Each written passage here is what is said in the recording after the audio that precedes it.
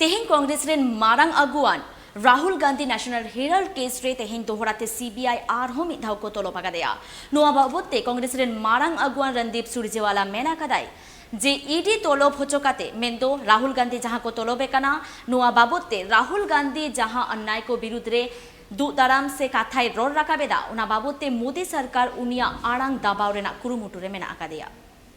फरोख्त की जांच करवा लेते, आपको तो पैसे का भी पता होगा तो बहुत रिकवरी हो जाती। खैर, मैं आपको विषय पर ले आता हूं। इलेक्शन मैनेजमेंट डिपार्टमेंट ईडी और मोदी सरकार का डर। पहला सवाल, मैं 4 सवाल आपके बीच में लेकर आया हूं। आखिर मोदी सरकार को, आखिर भाजपा के निशाने पर श्री राहुल गांधी और कांग्रेस क्यों है? दूसरा सवाल, क्या जनता के मुद्दे उठाने वाली मुखर आवाज को दबाने का षड्यंत्र है ईडी की कार्यवाही?